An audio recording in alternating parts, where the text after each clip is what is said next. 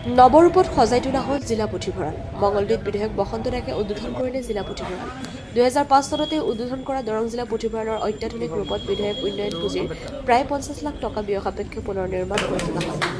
পুথিভঁৰালৰ উদ্বোধন কৰাৰ লগতে সংগতি ৰাখি দৰঙৰ বহুকেইগৰাকী বিশিষ্ট ব্যক্তিজনৰ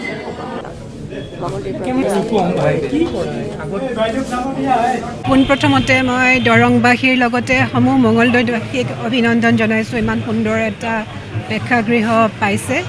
2005 চনতে এইটো কনষ্ট্ৰাকশ্যন হৈছিলে আৰু তেতিয়াৰ পৰা চলি আছিল যদিও মানে ইয়াত কিছুমান সুবিধাৰ অভাৱ আছিল।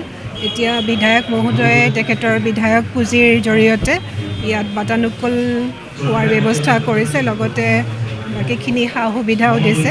গতিকে মঙলদৈৰ পঢ়ুৱৈ সমাজ উপকৃত হ'ব বুলি মই আশা কৰিছোঁ। লগতে সমাজ জীৱনত অৰিহণা যোগোৱা যিসকল জ্যেষ্ঠ আৰু বাকীসকল সদস্য আছে তেওঁলোকে যাতে এইটো সুবিধা লয়, ইয়াতে যাতে সাংস্কৃতিক অনুষ্ঠান আৰু যি আনুষাংগিক অনুষ্ঠান তেওঁলোকে সংগঠিত কৰিব খোজে ইয়াতে পাৰিব, সুবিধা ল'ব পাৰিব আৰু এইটো আপকীপ কৰি ৰখাত আমাৰ সকলোৰে সমানে বৰঙণি থাকিব বুলি মই আশা কৰিলোঁ।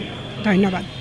আমাৰ জিলাৰ সদৰ ঠাই দৰং জিলাৰ সদৰ ঠাই মঙলদৈ আৰু মঙলদৈ আমাৰ ডিষ্ট্ৰিক্ট লাইব্ৰেৰীটো মই 2005 চনতে নিৰ্মাণ কৰি প্ৰথমবাৰ MLA হওঁতেই মই নিৰ্মাণ কৰিছিলোঁ আৰু এই ডিষ্ট্ৰিক্ট লাইব্ৰেৰীটোৰ বৰ্তমান প্ৰায় 20 বছৰ পাৰ হোৱাৰ পিছত যথেষ্টখিনি অৱস্থা বেয়া হৈছিল আৰু সেইখিনি সময়ত ডাইনা ৰূপ নাছিল, টিং ফুটিছিল আৰু বিভিন্ন ধৰণৰ অলপ আনুষংগিক কিছু বিসংগতি আছিল।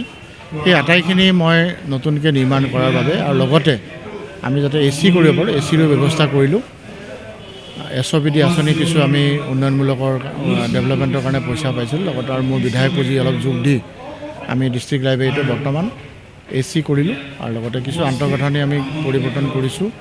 আৰু আমাৰ এটা আশা আছিল যে আমি ডক্টৰ ভূপেন হাজৰিকা দেৱ সুধাকণ্ঠ ডক্টৰ ভূপেন হাজৰিকা দেৱৰ নামেৰে প্ৰেক্ষাগৃহটো নামাকৰণ কৰিছোঁ।